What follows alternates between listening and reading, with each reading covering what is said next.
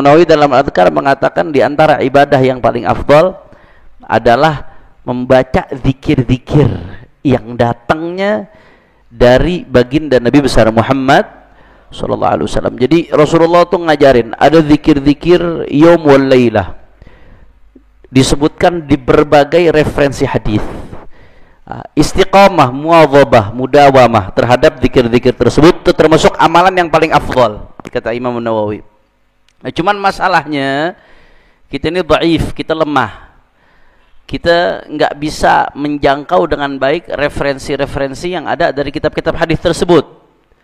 Andai pun kita jangkau, maka terlalu banyak sehingga kita bingung mana yang perlu diprioritaskan, mana yang perlu didahulukan, mana yang perlu dibaca, mana yang nggak perlu dibaca, mana yang lebih didahulukan untuk dibaca, karena banyak, waktu kita terbatas. Maka itu semua untuk mempermudah kita, menggampangkan kita untuk istiqamah membaca zikir-zikir yang diajarkan oleh Nabi.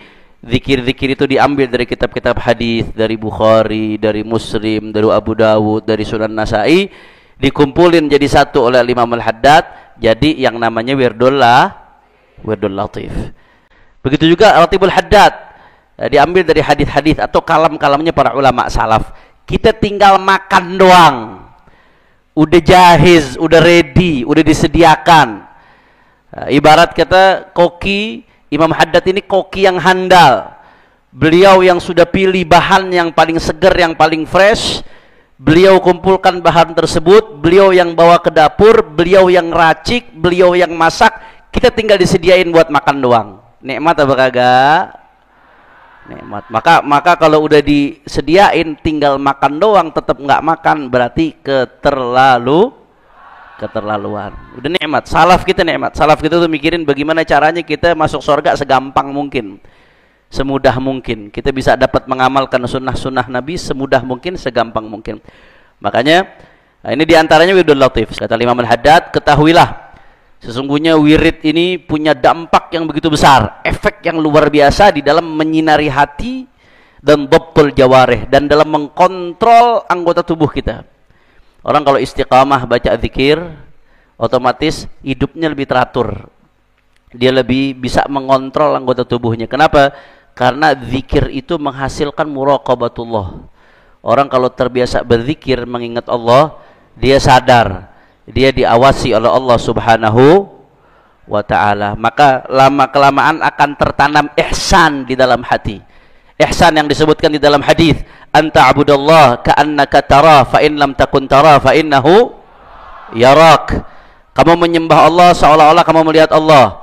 Kalau kamu nggak bisa melihat Allah, maka yakinilah kamu dilihat oleh Allah. Itu ihsan bisa tertanam salah satunya dengan zikir. Kalau kita istiqamah, zikir, muwadhabah, mudawamah zikir, lama-lama tertanam ihsan karena kita selalu ingat Allah. Kalau udah tertanam ihsan, orang yang menyadari dirinya diawasi oleh Allah nggak bakal berani macam-macam dia.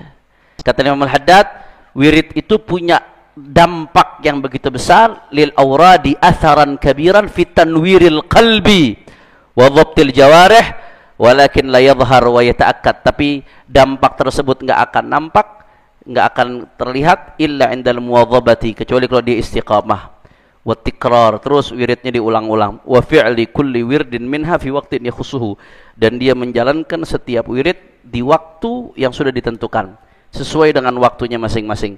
Kalau itu dijalankan secara istiqamah, wirid dibaca secara istiqamah, maka akan nampak ya cahayanya di hati, akan nampak di dalam perilaku seseorang murid, hamba yang sedang menuju Allah Subhanahu wa ta'ala. Hanya kalau bicara ideal, kata Ibnu Athaillah As-Sakandari, jangan sampai kamu kalau iyyaka an tatahawana fi a'malik wa takhtar at-thayyibat limirhadik. Jangan sampai kamu ini kalau urusan amal gampangin, carinya yang paling ringan. Tapi giliran urusan untuk jadi kotoran yang akan kamu buang di kloset, carinya yang paling enak. Makanan itu yang kita makan kan, kita pengennya kalau makan yang paling enak, padahal makanan ujung-ujung jadi kotoran, cuma akan kita buang di kloset. Giliran sesuatu yang akan jadi kotoran di kloset, kita nyari yang paling enak, yang paling maksimal. Giliran buat amal yang akan kita dapatkan buahnya kebahagiaan dunia akhirat, kita gampangin, carinya yang paling enteng, yang paling gampang, yang paling rendah. Itu jadi pecutan dari Ibnu Athaillah Sakandari buat kita nih, hamba-hamba Allah yang selalu nurutin hawa nafsu di dalam keseharian. Nah, Syekhuna Abu Yahya Abdullah bin Muhammad Baharun, seminim-minimnya ada beberapa wirid yang sesibuk apapun jangan sampai ditinggalkan. Apa diantaranya? Wiridul Latif ba'da subuh, kalau bisa ba'da subuh dan qoblal maghrib. Sesibuk apapun jangan sampai ditinggalkan, karena isinya wirid-wirid yang diambil dari hadisnya Rasulullah SAW. Demi kebahagiaan kamu, kalau kamu tinggalkan kamu sendiri yang rugi. Kemudian salah satu daripada ratibul atas atau ratibul haddad, kata beliau, seminim-minimnya. Sholat sunnah seminim-minimnya jangan pernah tinggalin qobliyatus subuh sama witir, supaya kita keluar dari ghaflah, kata beliau. Ini udah jalan yang paling gampang. Dan ambil beberapa halaman dari Al-Quran setiap harinya, itu seminim-minimnya minim, pesan beliau tuh. Itu separah-parahnya udah. Nah, kalau ente nggak bisa istiqamah yang lain, minimal jangan tinggalin wirdul latif. Dan salah satu daripada ratib, imma ya ratibul atas, imma ya ratibul haddad. Beliau pesannya seperti itu. Nah, maka wirdul latif ini, kala Syekh Amu, salah satu pensyarah wirdul latif namanya Syekh Amu, wa fil muwadhabati ala wirdul latif dukhulun fi hisnillahil hasin. Orang kalau udah istiqamah baca wirdul latif, maka dia masuk ke dalam benteng Allah yang begitu kokoh, dijaga dari segala macam mara bahaya. Wa hirzihil mani', dia masuk ke benteng yang begitu bisa mencegah dari segala keburukan. Beliau mengatakan, fal wirdul latif dir'un waqin bifadlillah. Wirdul latif itu adalah perisai yang bisa menjaga dari segala macam keburukan. Jarraba dzalika salihun, itu sudah dicoba langsung oleh orang-orang saleh. Wa syahida bidzalika al-arifun, dan itu disaksikan oleh orang-orang arif billah, orang-orang yang mengenal Allah Subhanahu wa taala. Walhamdulillahi rabbil. Itu ada dalilnya dari hadis baginda Nabi Muhammad sallallahu alaihi wasallam. Yang pertama, suratul Ikhlas. Kita kan begitu mulai baca relatif baca suratul Ikhlas, qul huwallahu ahad. Kita sama-sama tahu siapa yang baca suratul Ikhlas, man qara'a qul huwallahu ahad thalatha marrat fa ka'annama qara'al Qur'an kullah. Siapa yang baca surat Al-Ikhlas 3 kali seakan-akan dia baca seluruh Al-Qur'an. Berarti ente santri-santri habis subuh sama sebelum maghrib baca Al-Ikhlas 3 kali di relatif, berarti udah 2 kali hatam Al-Qur'an. Allah. Kemudian kata Nabi sallallahu alaihi wasallam, siapa yang istiqamah baca qul huwallahu ahad, tentunya dengan meyakini apa yang ada di dalam qul huwallahu ahad tentang keesaan Allah Subhanahu wa taala, maka wajabat lahul jannah, wajib bagi dia mendapatkan surganya Allah Subhanahu wa taala. Allah. Apa dinamakan suratul Ikhlas? Ada 2 sebabnya. Yang pertama, karena surat Ikhlas ini isinya khalisatun lillahi ta'ala fi sifatih. Surat Al-Ikhlas isinya murni tentang sifat-sifatnya Allah Subhanahu wa taala. Bahkan kata ulama, kalau kita belajar ilmu tauhid kan ada sifat nafsiyah. Sifat setelah nafsiyah apa ya? Salbiyah, ma'nawiyah, ma'ani. Nah, sifat nafsiyah dan sifat salbiyah itu semuanya sudah terhimpun dalam qul huwallahu ahad. Jadi kalau mau tahu dalil sifat nafsiyah dan dalil sifat salbiyah, wujud, qidam, baqa, mukhalafatul lil hawadits, qiyamuhu bi nafsihi, wahdaniyah. Ini sifat nafsiyah wujud, sisanya sifat salbiyah, ay yaslub adadaha, yang menafikan kebalikannya. Nah, semua dalil sifat-sifat salbiyah kalau kita mau belajar tauhid, mendalami tauhid, ada dalam qul huwallahu ahad. Qul huwallahu ahad otomatis menunjukkan ada Allah wujud. Kemudian Allahu ahad, wahdaniyah. Allahus samad, lam yalid wa lam yulad wa lam yakul lahu kufuwan ahad. Allahus samad, Allah Subhanahu wa taala itu sebagai sandaran, enggak butuh kepada yang lainnya. Qiyamuhu bi nafsihi, lam yalid wa lam yulad. Lam yalid, Allah enggak beranak, berarti Allah Subhanahu wa taala itu maha kekal. Karena yang beranak itu makhluk itu ada habisnya. Walam yulad, Allah enggak dilahirkan, berarti itu Allah maha qidam. Walam yakun lahu kufuwan ahad, laisa kamitslihi syai'un. Luar biasa, mukhalafatul lil hawadits.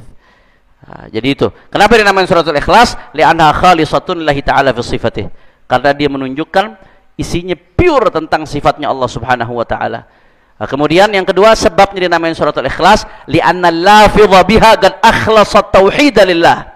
Karena kalau orang membaca qul huwallahu ahad, orang yang membaca surat tersebut maka dia telah memurnikan tauhidnya hanya untuk Allah Subhanahu. Berarti inti setiap pagi kalau baca suratul Ikhlas dengan merenungi maknanya, setiap pagi kamu telah memperbaharui tauhidmu kepada Allah Subhanahu wa taala melalui suratul Ikhlas. Shallu ala Nabi Muhammad. Kemudian habis suratul Ikhlas kita baca muawwidzatain 3 kali. Qul a'udzu birabbil falaq, qul a'udzu birabbin nas di dalam Yudul Latif. Apa manfaatnya? Disebutkan bahwasanya man qara'al muawwidzatain, siapa yang baca muawwidzatain al-falaq wan nas, termasuk qul huwallahu ahad sebelumnya, thalatha marrat sabahan wa masa'an, ini dalam hadis nih. Dia baca muawwidzatain 3 kali. Baik pagi hari ataupun sore hari. Apa kata Nabi sallallahu alaihi wasallam? Kafathu min kulli syai' wa tadfa'anhu kulla su'in wa syarr. Maka baca qul huwallahu ahad, qul a'udzu birabbil falaq, qul a'udzu birabbin nas 3 kali seperti yang ada dalam Yudul Latif, itu sudah mencukupkan kita dari segala sesuatu dan mencegah segala keburukan dari diri kita. Karena ya ikhwan, kita nggak pernah tahu. Ketika kita berjalan kita nggak pernah tahu kecelakaan apa yang akan terjadi pada diri kita. Kita nggak akan pernah tahu. Maka harus ada benteng untuk menjaga kita. Salah satu bentengnya nih, kata Nabi, siapa yang baca qul huwallahu ahad 3 kali, qul a'udzu birabbil falaq 3 kali, qul a'udzu birabbin nas 3 kali, tadfa'anhu kulla su'in wa syarr, itu mencegah dari dia segala keburukan dan kejelekan. Alhamdulillah. Lanjutannya masih yang berkaitan dengan muawwidzatain. Di sini disebutkan ya dari Sayyidina Abdullah bin Khubayb, sahabat Rasulullah sallallahu alaihi wasallam, kharajna fi lailatin mumtirah wa dhulmatin syadidah. Kami suatu malam keluar di malam yang hujan deras dan gelap, sangat gelap. Natlubun Nabiyya sallallahu alaihi wasallam. Di malam itu kami mencari Nabi sallallahu alaihi wasallam. Fa adrakna, kemudian kami temuin Nabi. Faqala qul, kemudian Nabi tahu mengatakan qul, katakan. Nabi tahu ngomong begitu tuh sama Abdullah bin Khubayb. Falam aqul syai'an, kata Abdullah, aku enggak mengatakan apapun. Tsumma qala, tahu-tahu Nabi ngomong lagi qul, kata Nabi. Nabi 2 kali ngomong qul. Kata Abdullah bin Khubayb, falam aqul syai'an, aku enggak ngomong apa-apa. Nabi ngomong qul dong, katakan. Tapi Nabi enggak bilang apa yang mau dikatakan. Fama aqul, yang ketiga kali baru. Qultu fama aqul, apa yang aku katakan ya Rasulullah? Kata Nabi sallallahu alaihi wasallam, qul huwallahu ahad wal muawwidzatain hina tumsi wa hina tusbih 3 marrat takfika min kulli syai'. Allahu akbar. Kata Nabi sallallahu alaihi wasallam, qul, katakan, baca qul huwallahu ahad, qul a'udzu birabbil falaq, qul a'udzu birabbin nas, muawwidzatain hina tumsi wa hina tusbih. Ketiga di sore hari dan di pagi hari. 3 marrat, baca 3 kali. Takfika min kulli syai', itu sudah mencukupkan kamu dari segala sesuatu. Maksudnya apa? Ay tadfa'anka kulla su'in wa syarr, mencegah segala keburukan dari dirimu, wa takfika min kulli wirdin yuta'awwadhu bihi, dan sudah mencukupkan kamu dari segala wirid yang kamu mencari perlindungan Allah dengan wirid tersebut. Nah, ini baru awal nih. Jadi langsung diajarin sama Nabi besar Muhammad sallallahu alaihi wasallam. Selanjutnya, setelah kita baca Yudul Latif, baca apa? Setelah baca qul huwallahu ahad muawwidzatain, Rabbi a'udzu bika min hamazati syayatin wa a'udzu bika rabbi. Nah, ini diambil dari ayat Al-Qur'an. Ini isti'adzah, memohon perlindungan Allah dari bisikan syaitan, min hamazati syayatin, dari bisikan-bisikan syaitan. Wa'udzubika rabbi an yahdurun, dan aku berlindung kepadamu ya Allah supaya setan itu enggak hadir ya Allah. Nah, ini diambil dari ayat Al-Qur'an. Kata Imam Al-Mawardi dalam tafsirnya An-Nukatul Uyun, Imam Mawardi mengatakan hamazati syayatin, bisikan syaitan. Kita berlindung sama Allah setiap pagi nih bangun tidur, berlindung sama Allah supaya dilindungin dari bisikan syaitan. Bisikan syaitan semacam apa? Ay min nazaghatil afkaril qabihah, minta dilindungin dari pemikiran-pemikiran yang buruk.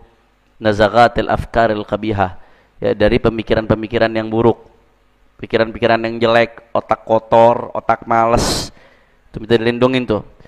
Atsani min ighwa'i syayatin, dari bujuk rayu setan untuk berbuat maksiat, untuk berbuat kejelekan. Kemudian yang ketiga kata Al-Mawardi ay adzahum, dari gangguan setan. Ar-rabi' al-junun, berlindung dari gila. Karena gila itu termasuk salah satu daripada bentuk gangguan syaitan, gila. Maka kita supaya nggak gila, diantaranya baca ini, Rabbi a'udzubika min hamazatis syayatin. Nah, jadi bentuk-bentuk hamazatus syayatin itu tadi, nazagat al-afkar al-qabihah, ighwa'u syayatin, adahum al-junun. Ada 4. Pikiran-pikiran yang jelek, kemudian tipu, rayuan-rayuan setan, gangguan setan, kemudian gila. Ini termasuk bentuk hamazatis syayatin. Begitu kita baca Adil Latif, Rabbi a'udzubika min hamazatis syayatin, berarti Allah jaga kita dari 4 hal ini. Wa a'udzubika rabbi an yahdurun. Nah, aku berlindung kepada Allah supaya setan enggak hadir kepadaku. Wa yuqaribuna nih, enggak ngedeketin aku, kata Al-Mawardi. Di sini maksudnya dalam 2 hal. Yang pertama fis shalah, kata Mawardi, supaya ketika kita sholat setan enggak ngedeketin. Wa inda tilawatil Quran, dan yang kedua ketika baca Al-Quran. Kemudian pendapat yang kedua, galal qalbi tsani fi ahwalihi kulliha. Kita minta dilindungin sama setan dari dalam segala keadaan kita, supaya setan nggak ikut hadir dalam segala aktivitas kita, dalam segala keadaan kita. Maka ini isti'adahnya, Rabbi a'udzubika min hamazati syayatin wa a'udzubika rabbi an yahdurun. Dari Sayyidina Abdullah bin Amr, idza faza'a ahadukum fin nom, kalau kalian takut mau tidur. Kadang-kadang anak kecil suka ketakutan mau tidur, takut mimpi buruk, takut digangguin setan. Kalau idza faza'a ahadukum min finnum, kata Sayyidina Abdullah bin Amr, kalau kalian takut tidur, takut ketika tidur, maka katakan a'udzu bikalimatillahi tammah min ghadabihi wa iqabihi wa syarri ibadihi wa min hamazati syayatin wa an yahdurun fa innaha lan tadurruh.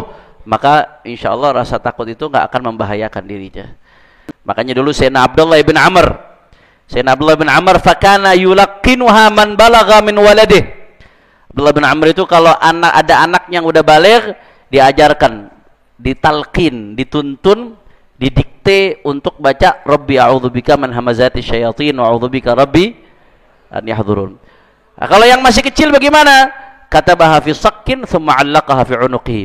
Ditulis di semacam jimat, Rabbi a'udzubika min hamazati syayatin wa a'udzubika rabbi an yahdurun. Mungkin ditambah itu a'udzubika kalimatillahi tammah min ghadabi wa iqabi wa syarri ibadihi min hamazati syayatin ila akhirih. Ditulis kemudian digantungkan di kalung untuk anak kecil supaya dijaga dari syaitan. Lanjutnya, habis selesai Rabbi a'udzubika min hamazati syayatin wa a'udzubika rabbi an yahdurun, afa hasibtum annama khalaqnakum abatha wa annakum ilayna la turja'un, fata'ala Allahul malikul haqq la ilaha illa huwa rabbul arsyil karim, wa man yad'u ma'allahi ilahan akhar la burhana lahu bihi fa innama hisabuhu 'inda rabbih innahu la yuflihul wa qur rabbi ighfir warham wa anta khairur rahimin. Ini diambil dari ayat Quran, diambil dari surat Al-Mu'minun ayat 115 sampai ayat 118. Faedahnya apa, Habib? Nah, ini di dalam sebuah hadis disebutkan bahwasanya ketika itu Sayyidina Muhammad bin Ibrahim an Abi, dari Ibrahim, wajjahana Rasulullah sallallahu alaihi wasallam fi sariyatin, kami diutus oleh Rasulullah sallallahu alaihi wasallam dalam sebuah syariah, dalam sebuah pasukan perang yang Nabi enggak ikut di dalamnya. Maka setelah itu apa yang terjadi? Fa amarna an naqra idza amsayna wa idza asbahna. Maka Rasulullah memerintahkan, ini pasukan perang nih mau berangkat nih. Pasukan perang mau berangkat, diutus sama Nabi. Pesan Nabi apa? Kalian kalau di pagi hari dan di sore hari baca ayat afa hasibtum annama khalaqnakum abatha sampai wa anta khairur rahimin. Itu disuruh sama Nabi sallallahu alaihi wasallam. Pesannya Nabi ketika pasukan perang mau berangkat. Akhirnya apa yang mereka dapatkan gara-gara membaca wirid yang diperintahkan oleh Nabi sallallahu alaihi wasallam tersebut? Faqara'na faghanimna wa salimna. Akhirnya kami baca wirid tersebut, hasilnya apa? Kami menang dan kami selamat berkat baca wirid.